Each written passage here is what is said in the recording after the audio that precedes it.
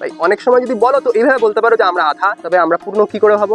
তো আধার থেকে আধা বিয়োগ করলে তবে যে শূন্য পাওয়া যায়, শূন্যটাই পূর্ণ। আধার সঙ্গে আধার থেকে আধা বিয়োগ করতে হবে, অর্থাৎ আমার মধ্যে যা আছে, আমার মনের মধ্যে যা আছে, আমি যা কিছু হয়ে আছি, এই সব কিছুকে ছেড়ে দাও, অর্পণ করে দাও, সমর্পণ হয়ে যাও, কিছু রেখো না নিজের জন্য, এমন হয়ে যাও, সত্যের জন্য সব কিছু দিয়ে দাও। যখন আমরা এমন হয়ে যেতে পারবো, তখনই আমরা সেই রাধারানীর পথ অনুসরণ করে সেই প্রেমকে পাবো। তো গোপীরাও কারা? গোপীরাও সেই পথে যারা অনুগমন করছে।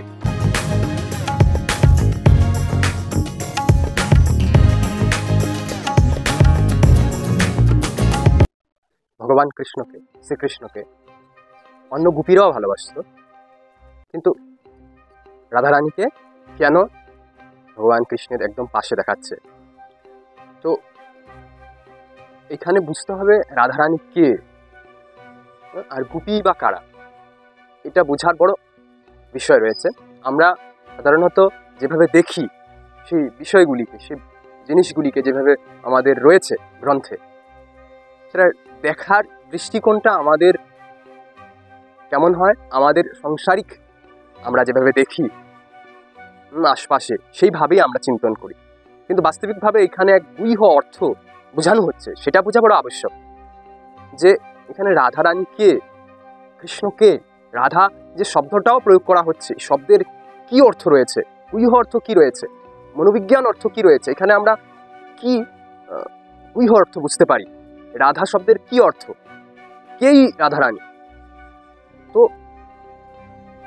রাধা মানা সে যে পূর্ণ, রাধা কি নয়, আধা নয়, রাধা সে যে পূর্ণ। পূর্ণ মানেই পূর্ণ, ভগবান কৃষ্ণকেই পূর্ণ বলা হচ্ছে। তাই রাধারানী আর কৃষ্ণ আলাদা নয়। যে আধা সে কখনোই কি হতে পারবে না, সেই পূর্ণতাকে পাবে না, আর তাই সে রাধাও নয়। রাধা সে যে পূর্ণ হয়েছে, যে পূর্ণই। তাই রাধারানী কৃষ্ণই, রাধারানী কৃষ্ণই বা ভগবান কৃষ্ণ রাধারানীই, কারণ পূর্ণই হলো ভগবান কৃষ্ণ, পূর্ণ উনি। পূর্ণ মানে সত্য, ইনি হলো সত্য।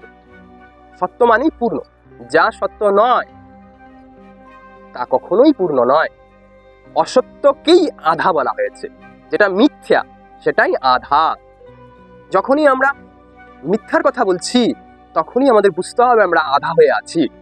যখন আমরা মিথ্যার মধ্যে ফেঁসে আছি, তখনই আমরা আধা হয়ে আছি। তাই যারাই আধা হয়ে থাকে তারা শান্তি পায় না, তারা সুখ পায় না। তাই রাধা রানীর সেই যে পূর্ণতা, সেটা আমাদের বড় ভালো লাগে। সে রাধারানীর যে পূর্ণতার কথা বোঝাতে গিয়ে এই বিষয়গুলিকে এইভাবে দেখানো হয়েছে, যাতে আমরা বুঝতে পারি যে আমরা আধা যদি হয়ে থাকি, তবে কিন্তু আমরা কখনোই সেই প্রেম পাবো না। প্রেম মানা যেটা পূর্ণ, প্রেমকে পেতে গেলে আমাকে রাধা রানীর সেই পথ অনুসরণ করতে হবে, মানা পূর্ণ হতে হবে। যদি আমরা পূর্ণ না হতে পারছি, তবে কিন্তু আমরা আধা হয়ে থাকবো। যারা সত্য পায়নি তারা শান্তি পেতে পারে না। আমাদের এই মন আধা হয়ে থাকে, এই মন আধা হয়ে থাকে বলেই সে কি হতে পারে না, সে সেই পূর্ণতাকে পেতে পারে না। তাই আমাদের এই মনকে কি দিতে হবে? পূর্ণতা দিতে হবে, সত্য দিতে হবে। সত্য কি সেটা আমাদের বোঝা বড় আবশ্যক। সত্য কি জিনিসটা, কি সত্যটা আমরা কি করে পাবো? সত্য মানা যেটার পরিবর্তন হয় না। আমাদের আশেপাশে আমরা যা কিছু দেখতে পাই, সেই সব কিছুরই দেখা যায় যে কি হচ্ছে, পরিবর্তন হচ্ছে। যেগুলিরই পরিবর্তন হচ্ছে, এগুলিকে মিথ্যা বলা হয়েছে। তাই এই পরিবর্তনগুলিকে বুঝে যখন আমরা সত্যের দিকে যাব, তখনই আমরা সেই রাধারানীর মতন পূর্ণতাকে পাবো। যেমন রাধারানী ভগবান কৃষ্ণকে পেয়েছে, ঠিক এইভাবে আমরাও সেই ভগবান কৃষ্ণকে পাবো। যদি আমরা আধা না থাকি, আমরা যদি আধার মধ্যে আটকে না থাকি, মিথ্যার মধ্যে আটকে না থাকি, এই পরিবর্তনের মধ্যে আটকে না থাকি, আমরা এই পরিবর্তনের মধ্যে আটকে রয়েছি, এই যে পরিবর্তন হচ্ছে, এইগুলিকেই আমরা সত্য ভেবে নিয়েছি। এগুলি পরিবর্তন হচ্ছে, এগুলি কি করে সত্য? এগুলি সত্য নয়। যাই পরিবর্তন হয় এগুলিই মিথ্যা, এগুলিই আধা। তাই বুঝতে হবে, যদি আমাদের সেই পূর্ণতার দিকে যেতে হয়, সেই পূর্ণতাকে পেতে হয়, সেই পূর্ণ হতে হয়, তবে আমাদের আধা হওয়া চলবে না। আমাদের সেই রাধারানীর মতন সেই পূর্ণতার দিকে নিজেকে নিয়ে যাওয়ার জন্য নিজের সর্বস্ব, নিজেকে পূর্ণভাবে সমর্পণ করতে হবে। এই জন্য রাধারানীকে সেই সমর্পণের শিরোমণি বলা হয়েছে। উনি যেন নিজের বলে আর কিছুই রাখেননি, সব অর্পণ করে দিয়েছেন।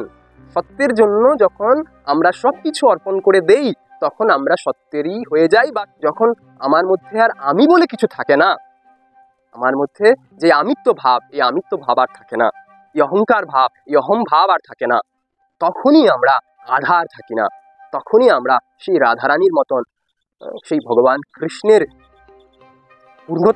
পূর্ণতত্ত্বকে পাই, সেই পূর্ণতাকে পাই, সেই প্রেমকে পাই। রাধারানীর মতন সেই আমরা প্রেমকে পাই। প্রেম মানা পূর্ণতা, প্রেম এসেছে পূর্ণতা থেকে। যখনই আমরা অপূর্ণ হয়ে আছি, জানবো আমরা প্রেম পাইনি। যখনই আমরা আধা হয়ে আছি, তখন আমরা জানবো আমরা প্রেম পাইনি। এই যে আমরা আশেপাশে যেসব দেখে বেড়াই, সেইখানে সবাই আধা হয়ে আছে। দুই আধা মিলে পূর্ণ হওয়া যায় না। তাই আমাদের আধার থেকে পূর্ণ হতে হবে, পূর্ণ হতে হবে। তাই অনেক সময় যদি বলো, তো এইভাবে বলতে পারো যে আমরা আধা, তবে আমরা পূর্ণ কি করে হব? তো আধার থেকে আধা বিয়োগ করলে তবে যে শূন্য পাওয়া যায়, সেই শূন্যটাই পূর্ণ। আধার থেকে আধা বিয়োগ করতে হবে। অর্থাৎ আমার মধ্যে যা আছে, আমার মনের মধ্যে যা আছে, আমি যা কিছু হয়ে আছি, এই সব কিছুকে ছেড়ে দাও, অর্পণ করে দাও, সমর্পণ হয়ে যাও। কিছু রেখো না নিজের জন্য, এমন হয়ে যাও, সত্যের জন্য সব কিছু দিয়ে দাও। যখন আমরা এমন হয়ে যেতে পারবো, তখনই আমরা সেই রাধারানীর পথ অনুসরণ করে সেই প্রেমকে পাবো। তো গোপীরাও কারা? গোপীরাও সেই পথে যারা অনুগমন করছে। রাধারানী যেই পথে চলছেন, সেই পথের দিকে আমরা একটুখানিও হাঁটবো, তখন আমরা গোপীদের ভাবকে পাবো। আমরা সেই গোপীদের অবস্থানকে আমরা কিছুটা হলেও অনুভূতি লাভ করতে পারবো। পূর্ণতাকে পেলেই তখনই সে রাধা হলো। আধা হয়ে থাকলে সে রাধা হলো না। মানে আমাদের মন যদি সত্যকে না পেয়েছে, তো মন কিন্তু আধাই হয়ে থাকবে, মন কিন্তু শান্তি পাবে না।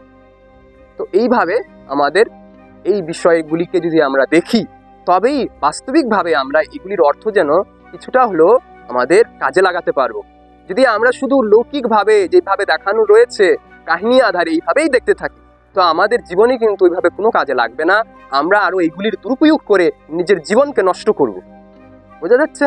তাই আমরা চেষ্টা করা এগুলির অর্থকে সুন্দরভাবে বোঝা, যে এর মধ্যে আরো কি কি লুকিয়ে আছে, আর সেইভাবে এগুলিকে গ্রহণ করা, নিজের মধ্যে নিয়ে আসা।